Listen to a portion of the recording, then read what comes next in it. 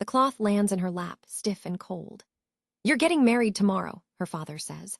The room smells like dust and iron. She traces the weave with her fingers and hears the silence bite. She was born blind, yet she reads the world. Footsteps tell her mood. Breath tells her lies. The house has always felt sharp, like broken glass hidden in rugs. This is a story about forced marriage, a toxic family, and dignity. A woman who knows touch, sound, and scent better than most people know faces. A father who treats her like a stain. A choice that is not a choice. Her groom is a beggar, she is told. She meets him by the scrape of his sandals and the soft clink of coins. He smells of wood smoke, soap, and rain. His voice is careful, as if holding a bird. He brings tea that warms her hands. He gives her space, then a blanket, then a small kindness that feels like light. She listens, and the ground shifts. Love, built on small acts, begins to grow, but nothing is simple. Threads pull under the surface. The beggar is not what he seems, a hidden identity waiting in the dark. And when it comes to light, everything changes. A house that worshipped beauty and a girl kept in the dark. Zainab had never seen the world, but she felt its weight. In a house that praised faces, she was the secret behind a door. Two sisters sat like portraits, brushed and adored. She was the shadow no one admired, the quiet child who knew every corner by heart. Beauty ruled that house like a strict queen. Mirrors were wiped until they shone. Perfume drifted through the halls, yet her name was not spoken, only the sting of a label. In that glittering home, the girl without sight became the girl without a place. After her mother died, the father turned cold. The day her mother's voice went quiet, the house changed shape. The softness left first, then the father's warmth, then his pride. He stopped saying her name. He started saying that thing. Two moments stayed with her, sharp as thorns. Once she reached for a bowl, trying to help. The spoon clattered and he snapped. "Leave it, that thing will break it." She stood still, hands curled to her chest. Later, she heard him at the sewing table, thread snapping between his fingers. "Your mother always hid that thing," he muttered, like she was a stain in the fabric. He pulled away from everyone, but with her it was different. He withdrew and then struck with words. Meals grew quiet, except for the scrape of chairs and his short, flat orders. She learned to move without sound. She learned to breathe small, hidden from guests, banned from the table. When guests came, doors closed. Her father's footsteps passed her room like a warning. She waited on a low stool, fingers on her knees, counting breaths. The house filled with clinks, laughter, and soft flattery. No one called her name. No one asked where she was. She counted the steps to the door. 12 to the handle, 2 to the hall. She tried once, hand on the knob, when the music of plates made her ache. A hiss cut the air. "Stay where you are." She went back to the stool, lips pressed tight, heart hammering like a trapped bird. The rules were simple and cruel. Do not speak when others arrive. Do not make a plate for yourself. Do not be seen. She learned to build a quiet life in a small square of space. When laughter rose from the dining room, she pressed her palm to the floorboards. She felt the rhythm of spoons tapping bowls. She pictured faces smiling around a feast she would never taste. The unfairness burned hot and slow. She was not made of smoke. She had a story and a hunger and a name. But the house decided what was worthy, and the house decided she was not. She learned the world by touch, scent, and sound. Blindness did not empty her life. It filled it with different maps. She read by Braille, her fingers moving like birds over raised dots. Stories lived in her hands, and she built worlds in her chest. She traced the edges of each page, finding comfort in order and meaning. She mapped rooms by sound. A dropped key told her distance. A chair leg scraped, and she knew the angle of the table. The hum of the fridge marked the north of the kitchen. Echoes drew floor plans in her head, sharp and true. People announced themselves without knowing it. She knew her sisters by the click of bangles and a cloud of jasmine.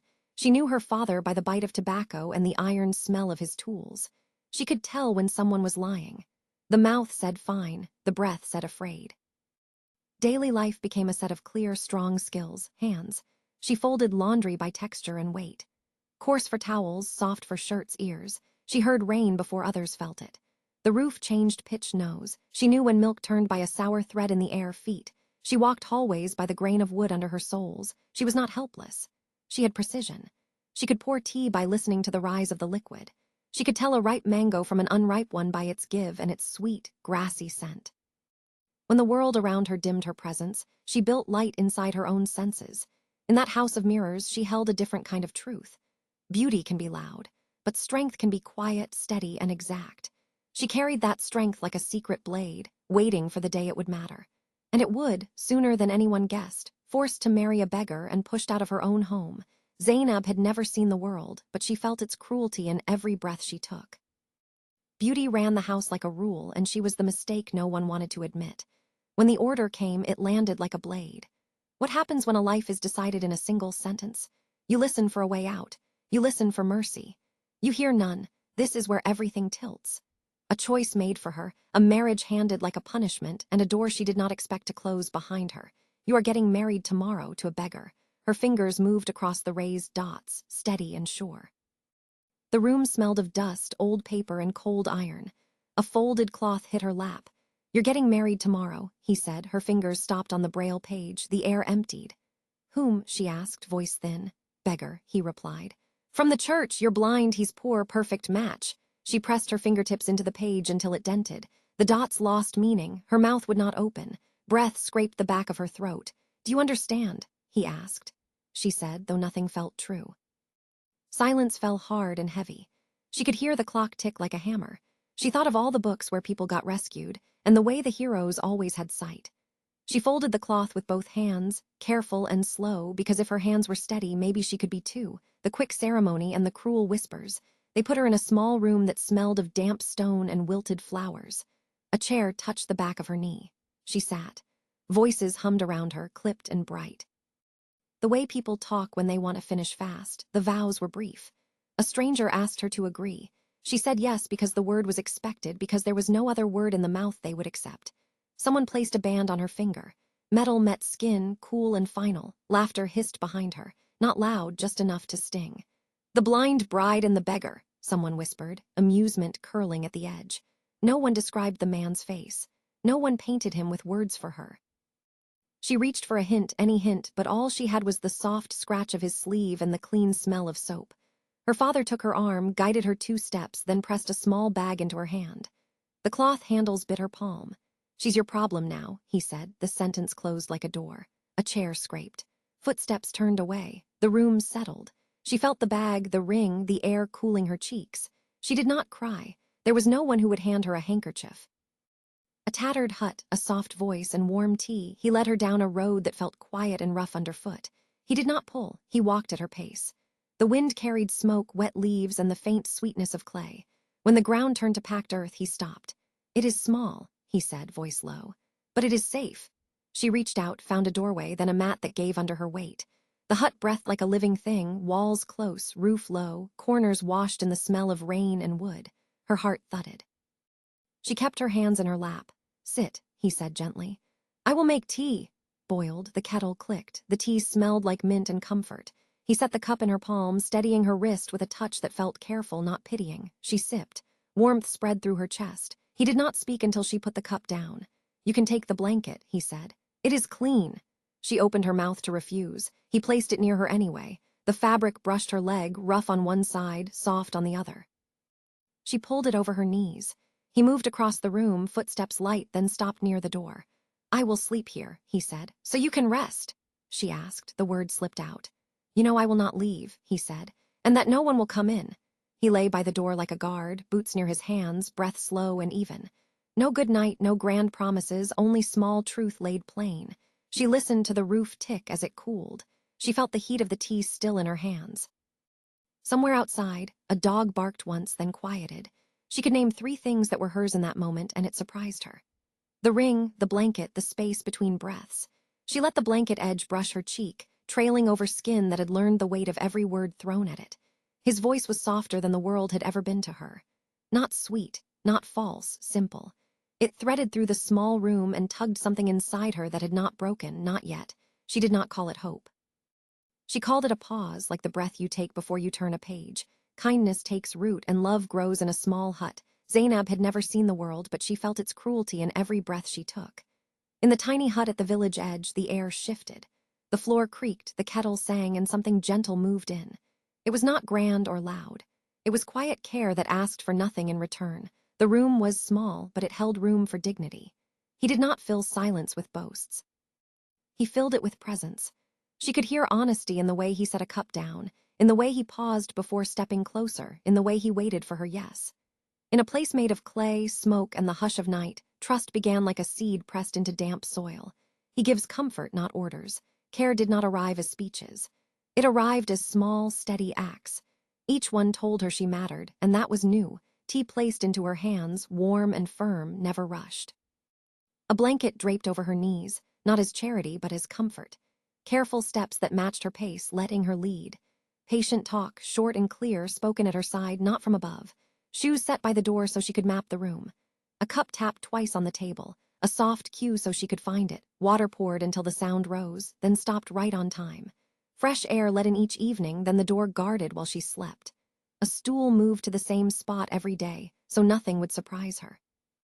Hands that never grabbed, voice that never pressed, silence used with kindness. These were not favors. These were habits of respect. With each act, the world felt less like a trap and more like a place where she could breathe. Trust did not arrive all at once. It grew in rings like a tree, thin at first, then strong enough to carry weight, mornings by the river and a new kind of sight. At dawn, they walked toward the river, sand cool underfoot. He spoke softly about the light, and she held the pictures in her mind. He said the east was pale gold, like honey thinned with water. The sky opened in soft bands, blue melting into pearl. The river wore the light like a scarf, bright near the bend, dim under the reeds. Birds stitched the air with sound. Long calls from the shore, quick notes over the current, wings skimming like fingers over silk. She listened and saw, not with eyes, but with shape and rhythm. The splash of a fish drew a circle in her mind. The rustle of grass drew the edge of the bank. His words painted shadows where the sun could not touch. Even the wind had color when he spoke of it, cool silver by the water, warm amber where the path turned. He did not crowd the morning with too much detail. He chose a single thing and placed it in her hands, the shine on a bird's throat, the slow curl of mist over the surface. The way light moves across skin, first cool, then gentle, then bright. She washed clothes to his humming, each note steady as a heartbeat. By the time they walked back, the day felt clear inside her. She could hold it, simple and whole, a soft question and a careful answer. One afternoon, when the wind was quiet and the floor warm under her feet, she asked the question that had been tugging at her. Were you always a beggar? He did not hide behind a laugh. He did not change the subject. He sat with the words, then set them down between them. Not always, he said. The room listened with her. The kettle clicked. A bird called once outside, then stopped. He did not add more. She did not push. The answer hung in the air like a thread, light but strong, holding a shape she could not yet see. She nodded and folded the moment into her chest. Trust could wait. Truth could ripen. For now there was tea, a blanket, and the slow, steady kind of love that grows where no one thought it could. A cruel sister, a broken secret, and the truth revealed. She had never seen the world, but she felt its cruelty in every breath she took. Love had begun like a warm thread in a cold place, quiet and steady. Then a voice from the past cut it open. A market, a shove, and a sentence that shook the ground beneath her feet, the shove in the market and words that sting. The market rustled with voices, haggling, and the scrape of baskets. A hand slammed into her shoulder. She staggered, steadied, and knew the scent at once. It was the same perfume that drifted through her father's house, sweet and sharp. What a sight, the sister sneered, breath hot with spite. Blind, married to a beggar, and proud of it. She held her chin still. Her fingers curled around the bag in her hand. You think he is what he says, the sister hissed. You think he belongs on the street. He fooled you. He fooled everyone. Silence pressed close. People moved around them like water around a stone. The sister's voice dropped low, full of poison. He is not a beggar. You have been living a lie. The words lodged like glass. She walked home with careful steps, one hand on the wall, the other gripping the bag, the echoes of laughter trailing behind her like smoke. Tell me the truth, who are you? Night folded over the small room. Crickets clicked. The door creaked softly and then shut. He set something down on the table, metal on wood, and the room filled with the scent of rain and soap. Tell me the truth, she said. No tremor, only weight. Who are you? He did not move for a long breath. Then his knees met the floor. He found her hands, held them with both of his, warm and firm. I was waiting for the right time, he said, voice rough. You deserve the whole truth. She felt the shake in his fingers. He pressed her palms to his chest, steadying her with the rhythm of his heart. I am not a beggar, he said. I am the chief's son. The room seemed to tilt. The kettle clicked in the silence, a small sound in a wide night. He did not let go of her hands. He held them like a promise he was ready to keep. Not a beggar, the chief's son, and why he hid. His words came plain, not dressed to impress, only the core of what mattered. He had walked away from a house of power, not to play a part, but to be useful without a title. I wanted a life that helped people, he said. Not from a distance, not from a chair, but in the dust and the noise. I wanted to know what it costs to stand in a line, to carry water, to hear hunger in a voice and do something about it. He spoke of love like a quiet test he set for himself. He had seen women choose the strongest coin, the brightest ring, the proudest name. He did not fault them. He just wanted something else. I wanted love that was not bought, he whispered. A choice made without gold or faces in the room. A choice made by the person I am, not the name I carry. He paused, then told her what fear had done, not to her, but to him. I feared judgment and noise, he said. People turn kind acts into stories. They turn stories into drama. I thought if I kept it simple, if I kept my name quiet, I could protect you from the storm that follows power. His reasons were not grand. They were human. He had seen power heal, then hurt when it was not checked. He had watched gifts turn into debts, and he wanted no parts of that. He wanted to earn the right to be trusted, step by step, act by act. He wanted to see who would sit beside him when the room was bare and the food was simple. He bowed his head and pressed his forehead to her knuckles. I should have told you sooner, he said. You mattered more than my plan. The night held them both. Her breath slowed. The truth did not feel like a strike. It felt like a door opening into a room she had not known she could enter. Not because of his name, but because he finally laid down every mask and stood there as he was, hands open, ready to be seen. What happened next, after the reveal that changed everything? Zainab had never seen the world, but she felt its cruelty in every breath she took. The secret landed between them like a stone in still water. Truth did not break her. It reset the ground under her feet. The mask was gone. Titles meant nothing in that small hut with a warm kettle and a guarded door. What mattered now was the life they chose, day by day, with clear rules and steady care. A new home, clear boundaries, and real respect. Safety showed itself in the smallest details. It looked like a door that stayed locked at night. It sounded like quiet meals, spoons placed exactly where her hand expected them. He set a rhythm they both could trust. Money came from honest work, regular and calm. The table had food that did not run out by chance. The tone of the house changed shape from cautious to safe. No one raised a voice. No one used shame as a tool, shoes by the door, toes aligned so she could map the room, dishes in the same order, cup to the right, spoon at 12. A shared calendar spoken out loud each morning, so nothing surprised her. The father lost power when kindness took root. His insults did not travel past the threshold. She stopped bracing for impact. She started choosing her own pace. She ate without hiding. She laughed without fear. The ring on her finger felt different now, not a chain, but a choice she owned with both hands. Boundaries turned into a soft perimeter, visible to both of them. Privacy in bathing and dressing. Consent in touch, asked for and answered. Plans agreed upon, not imposed. This was not grandeur, it was peace built from bricks of respect, care, training, and the question of sight. They did not chase miracles. They chose tools, training, and smart care. The goal was not to fix her. The goal was freedom, joy, and ease. They found a simple path that worked, orientation and mobility practice with a cane, step by step on safe routes, labeling by texture and sound, elastic bands on jars, raised stickers on switches, a talking watch, a clear signal for meds and meals, screen reader lessons, slow at first, then fast as a heartbeat. Strength and balance exercises, short daily sets on a mat, checkups were calm and honest. Some options were not right for her. Hope stayed grounded. They measured wins in real life, crossing the lane alone, cooking her favorite dish without help, reading a story with her fingers while the kettle hummed. Care felt like a team sport. He learned when to step back. She learned when to ask. They celebrated skill, not spectacle. No one promised magic. They chose momentum, and momentum stayed. Facing the father and the village, one afternoon they stood at the square. The air held dust and heat. Faces turned, some curious, some cruel, some kind. The father watched from the edge, arms tight across his chest. She stepped forward. No guide, only her cane, her breath, and her voice. I am not ashamed, she said. I am a person. The words cut clean. She did not plead. She did not list her pain like proof. She named herself, and that was enough. The village felt the drop in pressure. A mother shifted, a child stilled, a man cleared his throat like he had swallowed a stone. She turned her face toward the father. Silence stretched. Sharp as wire. He did not speak, and that was his choice to live with. Power slipped from his fist like sand. She angled her cane, found the ground, and walked back at her own pace. The crowd parted without a word. Respect can start that way, not with cheers, but with space made for a person to pass. That night the house felt lighter. Not because the world changed, but because she had. Closure was not loud. It was a door opened and left behind. Why this twist feels familiar, from old ballads to folktales.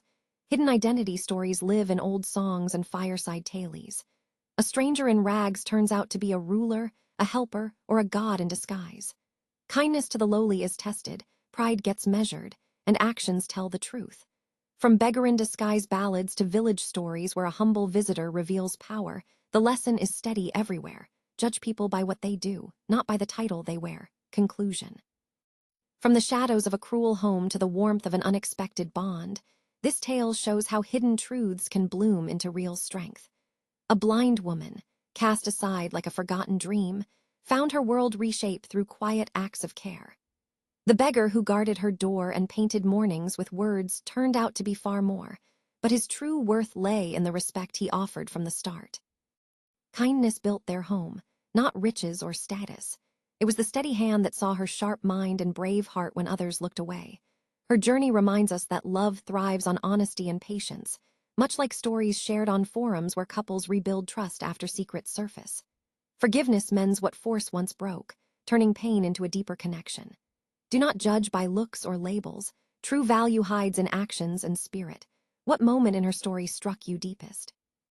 Share in the comments below, and let's keep the conversation going. Your thoughts might inspire someone facing their own hidden path.